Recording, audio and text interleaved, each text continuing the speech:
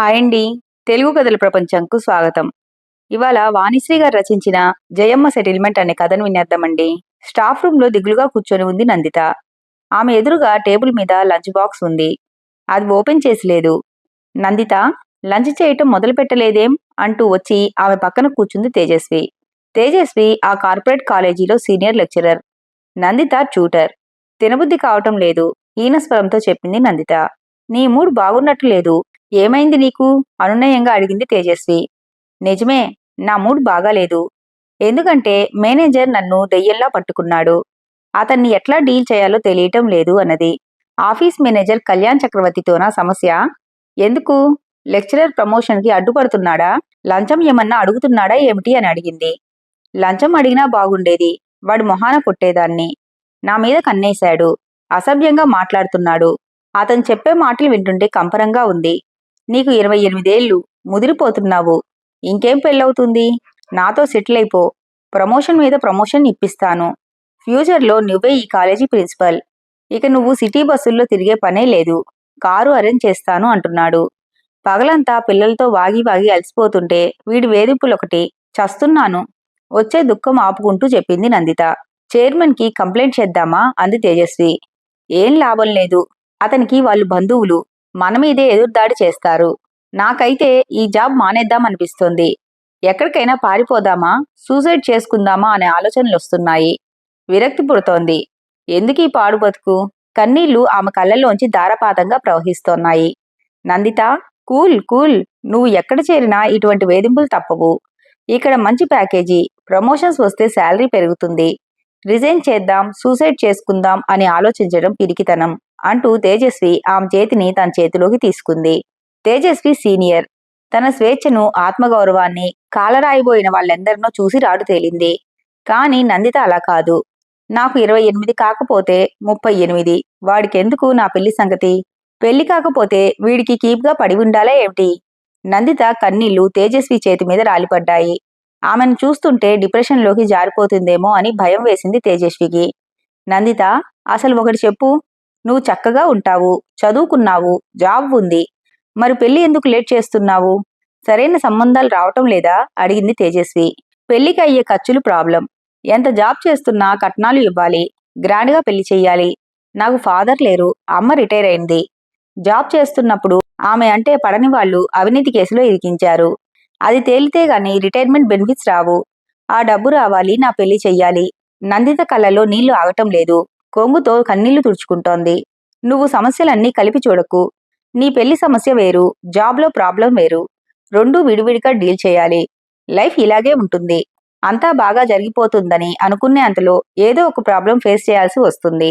Okay, నువ్వు worry అవ్వకు. జయమ్మ ఆంటీతో మాట్లాడదాం. ఆ మ్యాటర్ని ఆమె సెటిల్ చేస్తుంది. తేజస్వి నందిత మనోవేదనను అర్థం చేసుకుంది. తనకు చేతనైన మాట సాయం చేయాలని నిర్ణయించుకుంది. జయమ్మ ఆంటీ ఎవరు? అడిగింది నందిత. కార్పొరేటర్. చాలా పవర్ఫుల్. మాకు బంధువు. తేలికగా సెటిల్మెంట్ చేస్తుంది అని చెప్పింది. సెటిల్మెంట్ కోసం పొలిటీషియన్స్ దగ్గరికి వెళ్తే పెనం మీద నుంచి పొయ్యిలో పడినట్లు అవుతుందేమో. రిస్క్ ఏమో. పోలీస్ కేసులైతే లేనిపోని ప్రాబ్లమ్స్ ఫేస్ చేయాలేమో. నందితకు లోపలెక్కడో భయం కలిగింది. భయపడకు. పోలీస్ కేసులు అవి ఏం ఉండవు. ఎంతో కొంత రిస్క్ తీసుకోకపోతే ప్రాబ్లం సాల్వ్ కాదు కదా నందిత. షాక్ ట్రీట్మెంట్ ఇవ్వకపోతే కొందరు దారికి రారు. ఇప్పటి వరకు జరిగింది వేరు. నువ్వు ఒంటరి దానివి. ఇక నుంచి నీకు నేనున్నాను. నీకు ఒక అక్కలా సపోర్ట్ చేస్తాను అంటూ ధైర్యం చెప్పింది తేజస్వి. తేజస్వి మాటలు ఆమెలో ఉత్సాహాన్ని నింపాయి. ఎంతో సెక్యూర్డ్గా అనిపించింది. ఇప్పుడు ఆమె కేవలం కొలీగ్గా కాకుండా ఎంతో ఆత్మీయురాలిలా కనిపిస్తోంది. ఆ రోజు ఆదివారం. కళ్యాణ్ చక్రవర్తి ఇంటి ముందు కారు దిగింది జయమ్మ. కళ్యాణ్ చక్రవర్తి, అతని తల్లిదండ్రులు, భార్యాపిల్లలు ఆమెను ఆశ్చర్యంగా చూస్తున్నారు. జయమ్మ ఆ ప్రాంతంలో చాలా పాపులర్. చెయ్యెత్తు మనిషి. ఎత్తుకి తగిన లావుతో పట్టుచీర కట్టుకుని సాక్షాత్తు గుళ్ళో నుంచి నడిచి వచ్చిన అమ్మోర్లా ఉంటుంది. ఒంటి నిండా నగలు, నెత్తిమీద కిరీటం ఒక్కటే తక్కువ. కళ్యాణ్ చక్రవర్తి తండ్రి నాగవర్ధన్ రావుతో నేరుగా విషయంలోకి దిగింది. అతని చేతికి నందిత ఫోటో అందించింది. ఈ ఫోటోలోని అమ్మాయి నందిత. ఎంఎస్సి. మీ అబ్బాయి మేనేజర్గా చేస్తున్న కాలేజీలో ట్యూటర్. ప్రమోషన్ వస్తే లెక్చరర్ అవుతుంది. జీతం పెరుగుతుంది. ఈమె తల్లి అనసూయ ఇరిగేషన్ శాఖలో సీనియర్ అసిస్టెంట్. రిటైర్ అయింది. పాపం, ఏవో కేసులు సెటిల్ కాకపోవడంతో రిటైర్మెంట్ బెనిఫిట్స్ ఇంకా రాలేదు. జయమ్మ మాటలకు అడ్డొస్తూ మేడం, ఈ అమ్మాయి గురించి నాకెందుకు చెప్తున్నారు? ఆశ్చర్యంతో ప్రశ్నించారు నాగవర్ధన్ రావు. విషయం ఏమిటంటే నందితను మీ కళ్యాణ్ చక్రవర్తి ప్రేమిస్తున్నాడు. పెళ్లి చేయాలి కదా, వ్యంగ్య ధోరణిలో అంది జయమ్మ. అంతే, ఆ ఇంట్లో భూకంపం పుట్టింది. పెద్ద షాక్ తిన్నట్టయ్యాడు నాగవర్ధన్ రావు. మేడం, ఏం చెప్తున్నారు? మా వాడికి పెళ్ళై 10 ఏళ్లైంది. 2 పిల్లలున్నారు. వాడు నందితను ప్రేమించడం ఏమిటి? కలవరపడుతూ అడిగాడు. మీ వాడికి పెళ్ళైందని, అతనికి 40 ఏళ్లు దాటాయని మాకు తెలుసు. కానీ ఏం చేద్దాం, అతను ఇప్పుడు నందితను ప్రేమిస్తున్నాడు. ఆమె పెళ్లికి ఓకే. అయితే ముందు మీ వాడు భార్యకు విడాకులివ్వాలి. అదొక్కటే మా కండిషన్. ఎందుకంటే భార్య బతికి ఉండగా డైవోర్స్ ఇవ్వకుండా పెళ్లి చేసుకోవటం నేరం కదా. నాగవర్ధన్ రావు కొడుకు వైపు అయోమయంగా చూస్తున్నాడు. కళ్యాణ్ చక్రవర్తి భార్య కావేరికి ఏకకాలంలో కోపం, దుఃఖం కలిగాయి. విసురుగా బెడ్రూంలోకి వెళ్లి డబాల్లో తలుపు వేసుకుంది. ఏమిటి మేడం మీరు చెప్తున్నది? వీడు నందితను ప్రేమించడం ఏమిటి? ఏం పోయే కాలం వచ్చింది? లక్షణంగా ఇంట్లో భార్య ఉంది. 2 పిల్లలు పుట్టాక ఈ పెడబుద్ధేమిటి? అంది కళ్యాణ్ చక్రవర్తి తల్లి పద్మావతి. ఏరా, మేడం చెప్తున్నదంతా నిజమేనా? ఈ వయసులో నీకు ప్రేమలేమిట్రా? కాలేజీ చైర్మన్ నరసింహారావు మన బంధువు. బాధ్యతగా ఉంటావని నిన్ను మేనేజర్ని చేస్తే ఆడపిల్లల్ని వేధిస్తావా? ఇదంతా ఆయనకు తెలిస్తే ఏమైనా ఉందా? పరువు గంగలో కలుస్తుంది. ఆక్రోశించాడు నాగవర్ధన్ రావు. కళ్యాణ్ చక్రవర్తి ముఖం కత్తివేటికి నెత్తురుచుక్కలేనట్లు తెల్లగా పాలిపోయింది. ముఖానికి పట్టిన చెమటలు తుడుచుకుంటున్నాడు. సార్, కోపడకండి. పాపం, మీ వాడికి ప్రేమించి పెళ్లి చేసుకోవాలని కోరిక పుట్టుండొచ్చు. మీరేమో అరేంజ్ మ్యారేజ్ చేశారు. కాపురం చేసి పిల్లల్ని కన్నాడు. కానీ పెళ్ళాం మీద ప్రేమ ఎందుకుంటుంది?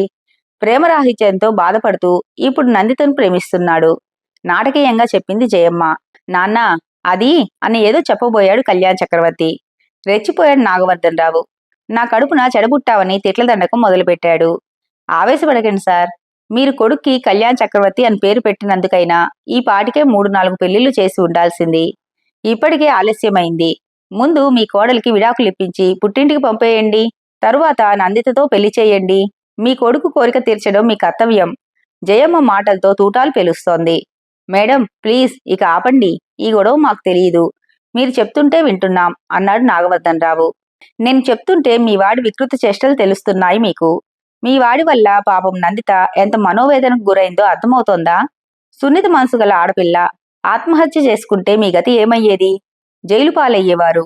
ఇటువంటి దుర్మార్గుడిని ఏం చెయ్యాలంటారు? అప్పటి వరకు సాఫ్ట్గా వ్యంగ్య ధోరణిలో మాట్లాడిన జయమ్మ స్వరం తీవ్ర రూపం దాల్చింది. సారీ మేడం, మా వాడు బుద్ధి తక్కువై ఆమెను వేధించాడు. అందుకు నేను క్షమాపణలు వేడుకుంటున్నాను అన్నాడు నాగవర్ధన్ రావు. చెంప మీద కొట్టి సారీ అంటే సరిపోతుందా అండి? మేడం, మా వాడిది తప్పే.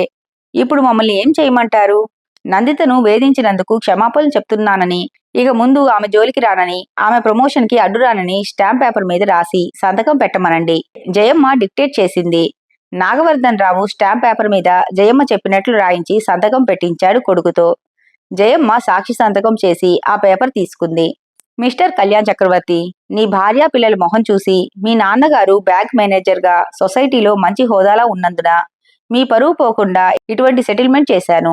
లేకపోతే మా పద్ధతి వేరేగా ఉండేది. నీ కాలో చెయ్యో పోయి వికలాంగుడు అయ్యేవాడివి. ఒంటరి ఆడపిల్లలంటే అంత లోకువా నీకు? అధికార మదమా? నందిత ఒంటరి అని ఎవరూ లేరని అనుకోకు. మేమున్నాం. ఆమె మీద ఈగ వాలిన జయమ్మ అంటే ఏంటో తెలుసుకుంటావు. కోపంతో వార్నింగ్ ఇచ్చింది. మామూలుగానే ఆమె గొంతు కంచులా కంగుమంటుంది. ఇక కోపంతో వచ్చే మాటలు లౌడ్ స్పీకర్లో నుంచి వస్తున్నట్లు రీసౌండ్ వస్తున్నాయి. నాగవర్ధన్ రావు కొడుకు మెడ పట్టుకొని జయమ్మ కాళ్ళ మీద పడేశాడు. మేడం, తప్పయింది, క్షమించండి కాళ్ళు మొక్కుతూ అన్నాడు కళ్యాణ్ చక్రవర్తి. మళ్ళీ ఎప్పుడైనా ఏ ఆడపిల్ల దగ్గరైనా వెధవేషాలు వేశావా? జాగ్రత్త అంటూ తన దర్జాను చూపుతూ బయటకు నడిచింది జయమ్మ. ఇంతటితో కథ కంచికి మనం ఇంటికి.